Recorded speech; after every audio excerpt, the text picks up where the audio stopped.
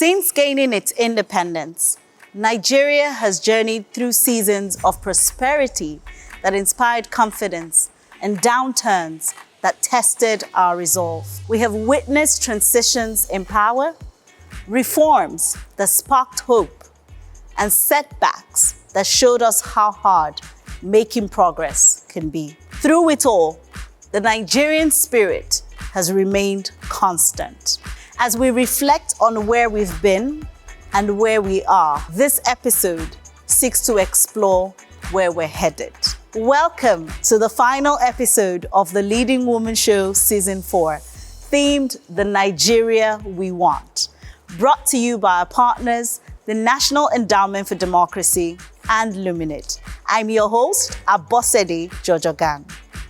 In previous episodes, we've explored leadership and governance, national prosperity, gender inclusion, innovation, religion, and other layers of what it means to build a better and stronger Nigeria. In this closing conversation, titled The Nigeria We Want, a Blueprint, we bring it all together to reflect, reimagine, and rechart our course as a nation. This episode brings together voices of experience across generations, and together we will unpack what it takes to move from ideas to implementable plans. We will look at what is working, what must change, and how leadership, accountability, and citizen involvement can align to create a country that truly works for everyone. This is where we shape the blueprint for the Nigeria we want. Welcome with me, Simisola Gbadamosi, a young voice actor with a passion for storytelling and animation. She made her debut in the Disney Plus animated series Iwaju, marking the start of her career in voice acting. We also have Dr. Toyosi Akerele Ogunshiji, an artificial intelligence for development professional and founder of Rise Networks, Nigeria's leading data and AI for development enterprise. With a career spanning AI safety and governance, media, policy, and education, she has been recognized by Forbes as one of Africa's 20 most powerful young women and by Swiss Cognitive among the top 30 global AI ambassadors. She holds a PhD in Defense and Strategic Studies from the Nigerian Defense Academy, where her research focused on AI's impact on national and economic security. And finally, we have Dr. Gbadebo Smith, a former Director General of the Nigerian Institute of Social and Economic Research, NISA.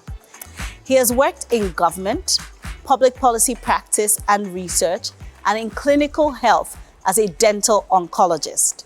He served as an elected chairman for Ikoyi Obalende local government area from 2003 to 2007. His areas of interest and policy emphasis are in health policy, political economy studies, governance, and advocacy for innovation in government.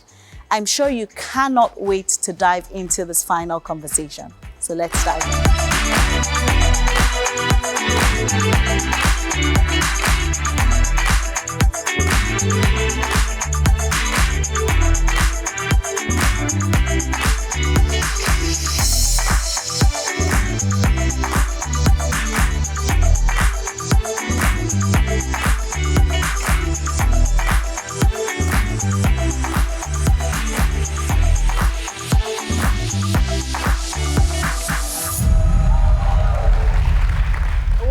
To the final episode of Season 4. Today, we're talking about the Nigeria we want, a blueprint. And we have an amazing group of guests across generations to have this conversation. Welcome to the show. Really glad to have all of you here. Thank you for having us. Looking forward to the Nigeria that we want. Absolutely. Awesome. Dr. Smith, welcome to the show. Thank you. Awesome. So I want to start with you. It was a few years ago, I can't remember the details, but thanks to you, I had an opportunity with a group of Nigerians to work on a national development plan that I believe is the development plan that is currently in practice, I would say. And I want to start with, does that plan have everything about the Nigeria that you think all of us sitting here desire? The real question, I think, is the plan we wrote then still fit for purpose? Times are changing very rapidly. That's true. When we wrote the plan, there was a different regime in place. The vision of the president was rather different from the president who's in power now. Simi, let me come to you. Very simple question. Are you currently living in the Nigeria that you want? No, I am not. I Why feel do you like say that? there are things happening that could, I feel like they don't need to be happening. Like they could have been stopped. There are things that could have been put in place for them to not be happening at the moment. So for example, I believe in the north, there's some killing of Christians going on. And I think if the earlier government had done better, then we probably wouldn't be at this point right now. Interesting. Toyosi, you're hearing a young Nigerian say that. How does it make you feel? I mean, just listening to this young woman speak about, I believe in the North, there's killings. The Nigeria that we want is not a dream, it's a decision. And until we make certain decisions, we will not experience the change that we deserve as a country. Listen to me, that we deserve as a country, because with the sheer enormity of resources that we have in Nigeria, we really shouldn't be managing poverty. We should be engineering prosperity. This is a country where young people, this is going to be one of the youngest countries in the world in the coming years. And we're constantly teaching them with a curriculum that is older than the students. You cannot build a country that is going to be globally competitive when we are not investing sustainably in our human capital, when we're not paying attention. We're paying lip service to the creative economy. We're doing more PR on multiple levels rather than consistent, conscientious, intentional investment on the things that matter the most. And for me, talk doesn't cook rice. I think this is something that I've constantly said, that there is a level of temperature and commitment that is required on the people that lead us on the government side. Elections have consequences and government matters. The people that we give the opportunity to lead us, or who force themselves on us to lead us, need to know that one day the poor will have nothing to eat but the rich. I would tell you that the problem of this country is not about potential. I constantly like to say that Nigeria and Africa are not a country and a continent of potential. We have a problem with priorities that would drive the possibilities that our continent and our country should really be delivering for our people. Dr. Smith, do you agree that our problem is not potential, but priorities of possibilities, as Toyosi has just said, whether this is economically, politically, or socially? The label potential is no longer applicable. You don't think of potential of an adult. And after 65 years, I think it's a bit of a misnomer. How prepared Nigeria is for a future really depends on our definition of that future. So the future we want is a dream. The future we walk towards is a different proposition.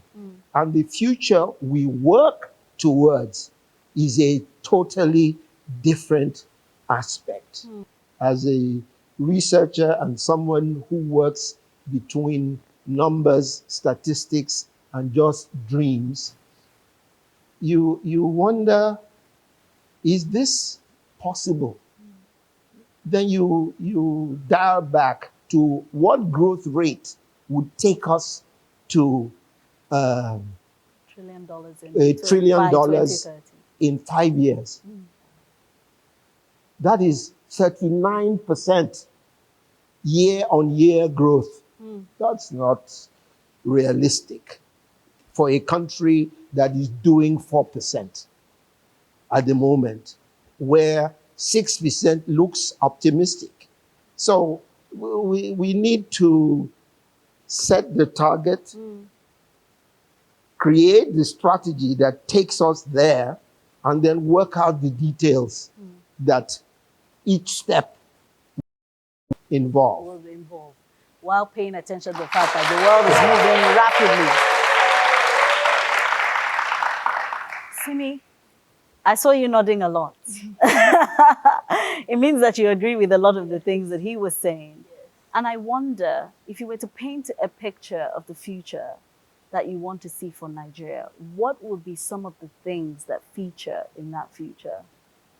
What I think one main thing that would feature in that future is education, and education for all. So, for example, the younger generation, there are children on the streets who beg every day for money, and they don't have the opportunity to go to school and learn how to create something of themselves, no matter how small or big it is. I feel like some of the older generation, at least from what I have witnessed, are scared, I guess, of the developments that are being made with technology, and they need to be educated about the fact that it's not a fad, I guess, is the only word I can think about for now. It is a world-changing tool, and people need to be taught how to wield it to create the future that they want. So I think education and proper use of ethical use of technology and developmental use of technology would be two things that would feature in that future. Amazing. Yeah. Amazing. Amazing. I mean, Chelsea, you know, Simi's talking and I'm just like, put her on a decision table to create this future already. And I know that you are our AI doctor. What can we do with this future? How can we disrupt these complex challenges that Dr. Smith is talking about? Is technology not supposed to be an enabler to help us deconstruct that and make it less complex? I think the first, I'll start by saying the quickest way for you to understand a country that cares about its future or her future is to see the ways that the young people of that country, the women of that country, and the children of that country are treated. Yes. Now, how are women treated in Nigeria? Like second-class citizens, we have to constantly, women have to constantly fight to be seen, to be heard. And I often wonder how a country intends to achieve its full potential by running on just 50% of its potential. Because there is a direct linkage between growth in economies and the role that women play in bringing stability and balance into those systems. Absolutely. You think about the way young people are treated in this country. I was speaking to a friend of mine a few days ago, and the person said to Chelsea, in 2040, don't you think that this and that? And I said, I wouldn't worry about what's happening in 15 years from now, because the generation that would be on the table to make the decisions in that time are not yet born. And they're thinking that, will be completely different. They're going to be living in a whole new world where artificial intelligence, virtual reality, data would be the order of the day. Today in Nigeria and maybe some parts of Africa, it is very important to keep it in mind that there is no way governments that are data blind are not going to be development blind, right? Because clearly, if what you can't count, you can't measure. What you can't measure, you can't make policies for. And so we're not doing great with the way that we collect our data, the way we manage it. In a singular country, the giant of Africa, if you like, we have BVN, NIN, and all sorts of V's and N's. And you wonder why it's so difficult to have a harmonized, synchronized, singular comprehensive data system. How do you identify, how do you do social security for your people? How do you make education policy? How do you design a 21st century governance model that would, reach the last mile and make an impact on the people at the bottom of the pyramid? Simi talked about artificial intelligence, and I'd like to just, give a shout out to all the government people and all the old people in this country who are afraid of the way technology will work, to say that whether you like it or not, AI is already here. It's here. No, it's here, actually. AI is already here. Young people in Nigeria are building incredible stuff. My director on Make Mention is 29, turned 30 a few months ago. We made the first film on artificial intelligence in this continent, and I'm super proud that for the first time in Africa, we did not need people from the West to influence our thought processes or help us design the frameworks. And why did we make Mention? Because the fastest way to democratize the knowledge of anything is to deliver it using familiar channels of interaction. That's right. So this generation are not going to learn what got us here as Nigeria will not take us there as Nigeria. This generation will not learn using chalk and blackboards, right? We live in an era where young people are using ChatGPT and Claude to do assignments, submitting to lecturers, who cannot even use computers or are still using Fortran when we're in the era of Python, R, Kotlin, Matplotlib. And so consistently, I always say, we cannot face today's challenges with yesterday's knowledge. I want to remind our policymakers that nobody sits in any office forever. I've seen governors who rode in convoys with 46 cars while they were in office, who now have to hang out in funny-looking lobbies in random local airports, carrying their own bags by themselves when they leave office, after their phones have stopped ringing, and all the perks and privileges of office have now disappeared. It is important for policymakers to understand that power is privilege, and people that give you the opportunity to let you serve them and let you lead them, you are no way superior than those people. Nope. And every opportunity that you get to wake up every morning and go to sit in an office that is fully air-conditioned, funded with taxpayers' money, is a call to action for your conscience, to ensure that the child on the street who's begging, who's a minor, is not inferior to your own child who is in an Ivy League college that you pay for the money that is paid to you with taxpayers' money. Yeah. And therefore, we owe the next generation of this country competitive education, because we now live in an era where the wealth of nations is calibrated in terms of the quality of your human capital. When you want to see how great a nation will be, look at the people. It's not in the beautiful flags. It's not in the nice-looking roads. Is not in the nice fancy speeches that our leaders make. If you don't match the words and speeches of our leaders with action, Nigeria wouldn't go anywhere, because talk doesn't cook rice. And if you put fish into cold oil, it won't fry until you give it some temperature. All right. I think that's a good place. Look. I think that's a good place to take a break. We'll continue this, I don't know what to say, riveting conversation when we return.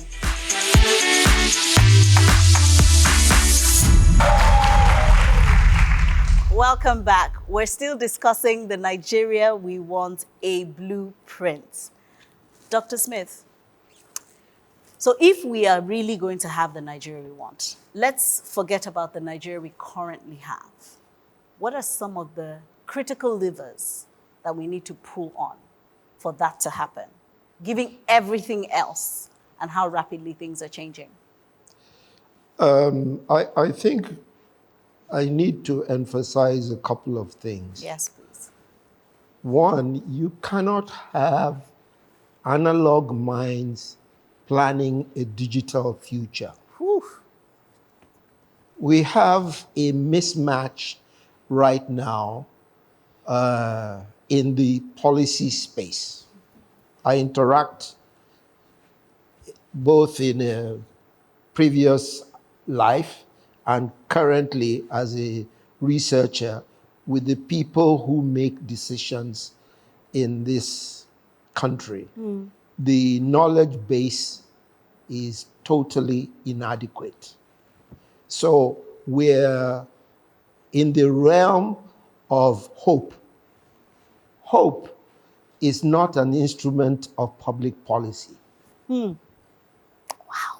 We are approaching a cliff edge. We don't know what's in the chasm beyond. And the people who are driving the vehicle right now can't see that we are approaching a cliff edge. We have a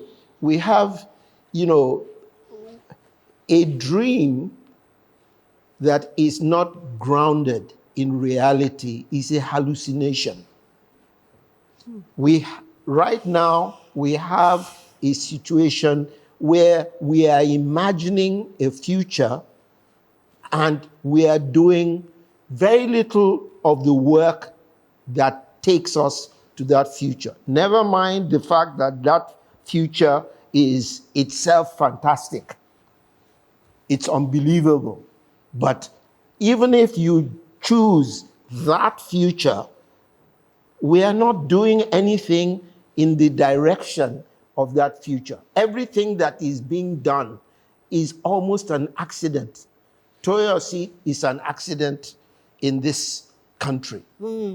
Nobody planned for her to start an AI company. In China, the Politburo is planning for the equivalent of Toyosi to start an AI company. They've started. So we have Toyosi woke up, decided what she was going to do, and against all odds, because the tide is flowing against her. So what must we do, Dr. Smith? First of all, we need to start thinking in systems. This is not a game for individual effort. You cannot, as an individual, play a football match against Manchester United as an individual Nigerian, which is what we are trying to do when Toyosi gets up and starts playing against China. This is an organized team. The infrastructure is there. She talked about education. We need to start rethinking education in its entirety. TikTok is coming from China, where people are being taught on maybe holograms. Forget touch screens, holograms. We're in the blackboard age here, and we are still debating whether a blackboard is adequate or not. In an IDP camp, what are the chances that you will have broadband? Nil, next to nothing. So we need to line up our ducks in one row, and then the fellow at the end of the row begins to paddle as fast as he possibly can. He or she.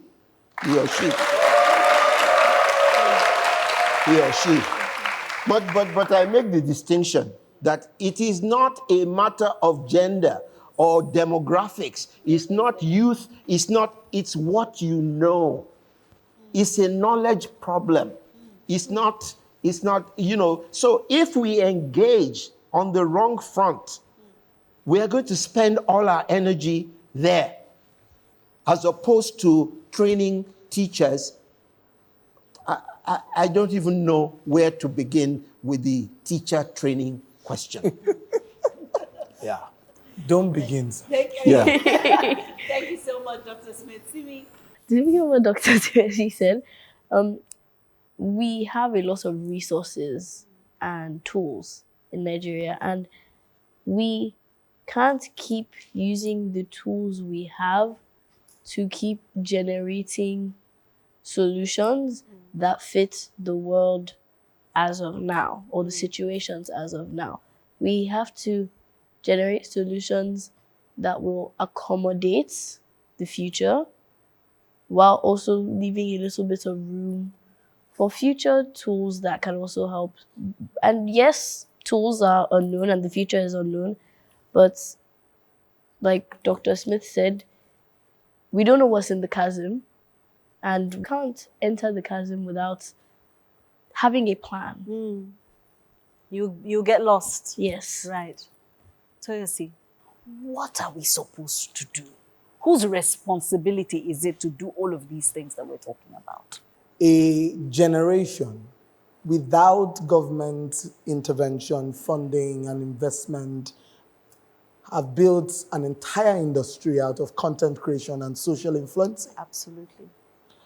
The technology ecosystem of this country that now puts Nigeria on the global map, for which we are being celebrated, has happened in spite of government. This is true.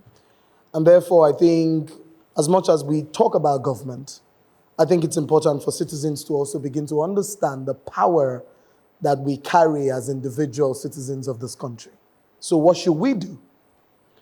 My ideal Nigeria would be a country where government is measurable, the economy is productive, education is competitive, security is intelligent, because every other thing flows from there. There are 4 things that make a nation powerful: population, economy, education, and security. The only one that Nigeria has is population. But it is also what can skyrocket us into a global superpower. Security we're not fixing because a few people are benefiting from the hula baloo that is happening in pockets of the north and different parts of the south. But I like to say that, for example, a lot of the things that we term as security problems in this country are not national security problems. They are economic problems. There is no way, for a country like Nigeria with a median age at about 18 to 19, you cannot give young people education and economic empowerment, and they will choose Boko Haram as a more viable alternative. That's the truth. Right? It is because young people wake up and they have no jobs, they didn't go to school. When people have no choices, they will be left with no choice than to take the only choice left before them, placed before them. And so, but for me, if you ask me what the solutions are, we need the citizens to understand their power, because power is not going to be served to us a la carte. What are the things that, what must we do? Technology, for example, you talked about TikTok, data sovereignty. When are we going to begin to build our own of these things? We constantly depend on other countries for everything. Nigeria imports toothpick. Nigeria imports chicken. Nigeria imports flour. Nigeria imports rice. Dangote has tried to start a refinery in this country. The demagogues will not let him drink water and drop the cup. Until our worst stop ruling our best, we will not become a better country. And the best of us must rise as a critical mass and enter the politics of Nigeria. Right? No be stone, na beans. One day it go down. You understand? If you continue to fear everybody's papa, the reason why you see that you have the best of education in this country, and then you are disappointed in the quality of people that lead you in government, is because those people believed in themselves than you believed in yourself. That person wakes up, even though he's a mediocre, he's a charlatan, who is somebody's boy, right? But they believe that they are good enough. The best of us don't believe that we're good enough. We're constantly listing out all the things that are wrong with us and all the things that don't make us qualify than the things that make us qualify. But those people and therefore, have confidence. The charlatans of our country are more confident than the best crop of our country. I want to come to Dr. Smith. Dr. Smith, you've been in the ring. You went out and said, I'm not going to talk. I'm going to run for office. Yes. And you've led an agency of government. Is it as simple as Toyosi is saying? Those of us who feel we know better, who have, good thoughts towards the country, believe that governance is about service. Can we just walk in there and take it and do it? If you underestimate the complexity of what you're doing or what you're dealing with, you are going to fall flat. There are forces within, forces without. Forces of history. The colonials have not gone away. They are still lurking in the background there, talking up through international agencies like the IMF. You don't know what ghosts are in the machine. You have internal problems. You have cultural problems. Nigeria is a place where most mothers tell their children, why can't you be like Chinedu? Conformity is a Most problem. parents, actually, not just mothers, Yes, parents. conformity is a problem. The old method, the rote method, was trying to process everybody through educational system to come out as one item, a professional. This world is not going to put up with any such nonsense. Parents have got to leave their children alone.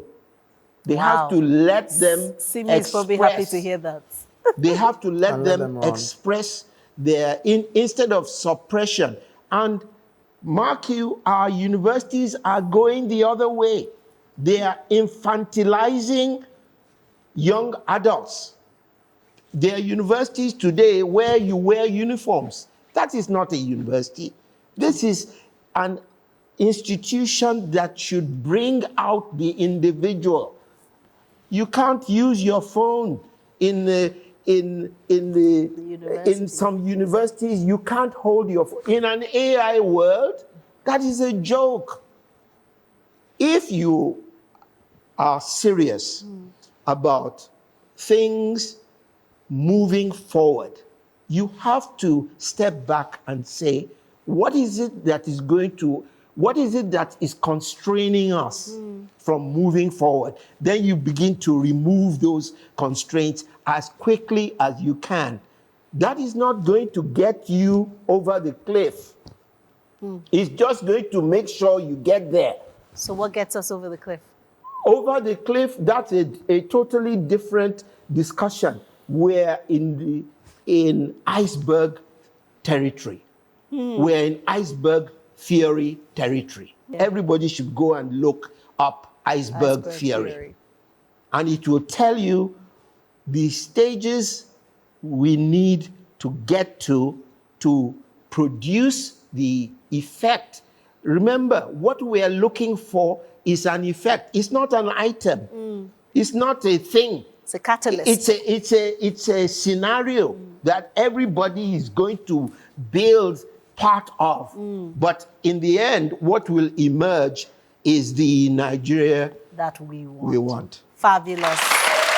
Fabulous. Fabulous. We'll take another break, and when we return, we'll take some questions from the audience. Welcome back. We're still talking the Nigeria we want, a blueprint. Now let's take some audience questions. Go ahead. It's been an interesting and educating series so far, but I have two questions to ask. My first question is, we young people, we've been doing so much by ourselves, like creating startups, protesting, and innovating. How can the government meet us halfway on that? And my second question is, how do we ensure that this conversation doesn't just end as dialogue, but that it transcends into like national progress? Thank you. Very, very important questions there. Simi, do you want to take a stab at anyone? I would like to take a stab at the first one. How can the government meet us halfway? Yes. I think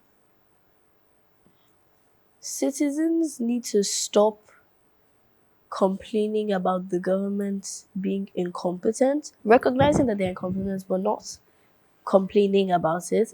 And the government needs to notice that there are people with wonderful ideas that can be implemented to create the Nigeria we want. So everybody needs to wake up and helping each other out. Yeah. So this is a collective responsibility, Yes, is what precisely. I'm hearing you say. Dr. Smith, how does the government meet us halfway? Government needs to accept that put differently, there is a concept called government by network, as opposed to government by civil servants.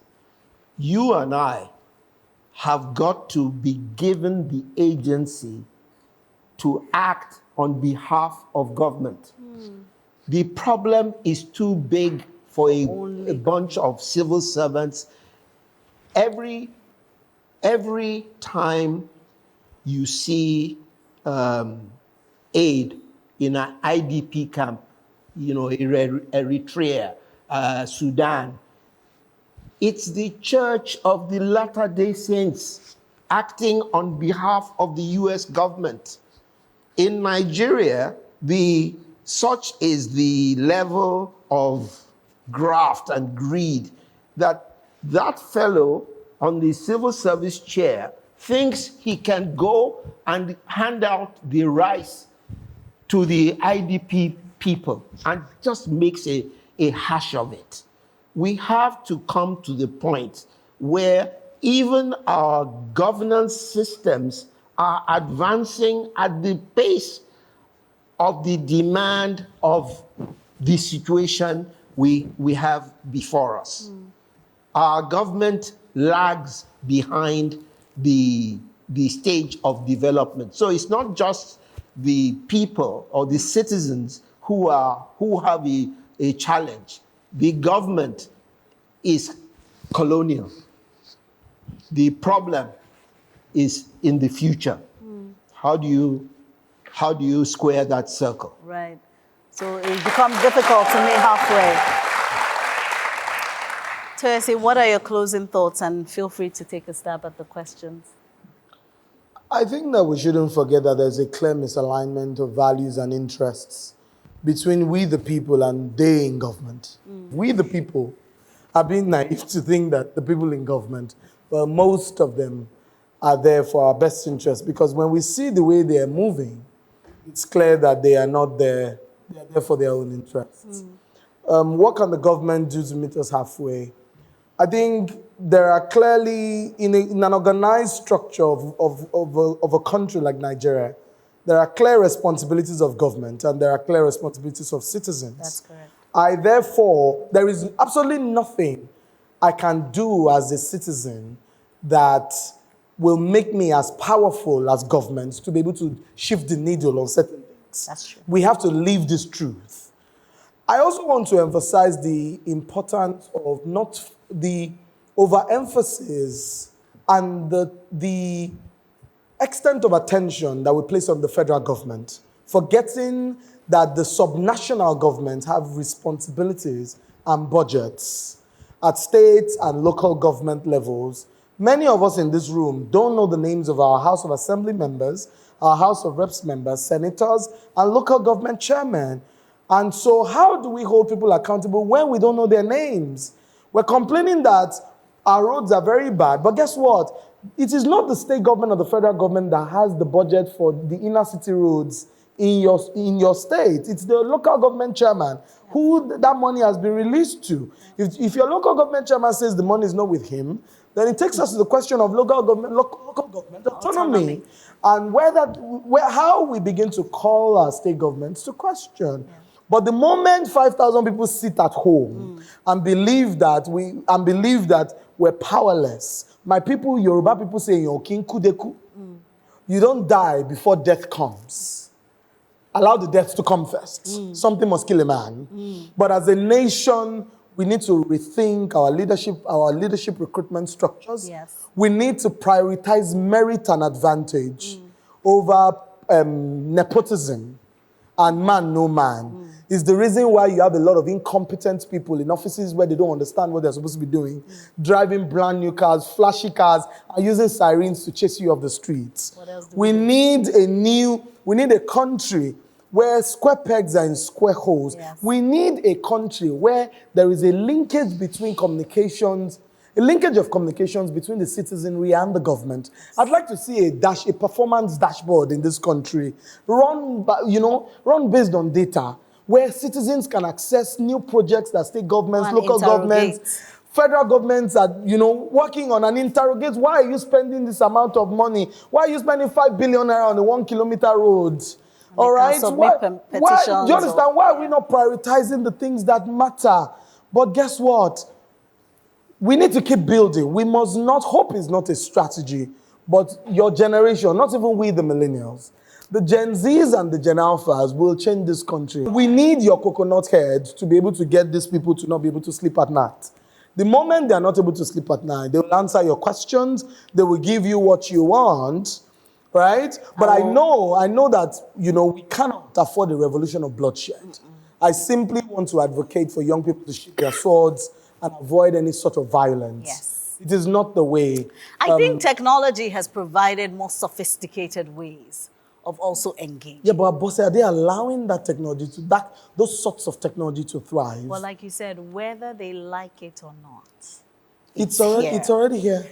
On that note, I want to say that the Nigeria we want is not an abstract dream waiting to happen from the pages of a policy document or the promises of another election cycle. It will be built on our insistence on holding leaders, office holders, and each other accountable through a shared sense of responsibility. Absolutely. I would like to thank our guests, those on the show today, and all our guests who have been on all the episodes throughout this season for their contributions to the conversations that we have had. I'd also like to thank our live audience for your consistent and incredible energy. And of course, to our viewers for watching. Don't forget to subscribe to our YouTube channel, follow us on social media, and share your thoughts on today's episode using the hashtag #TheNigeria_We_Want. I'm Abosede Jojogan, and until the next season, remember, women's leadership can change everything, everywhere. Bye for now.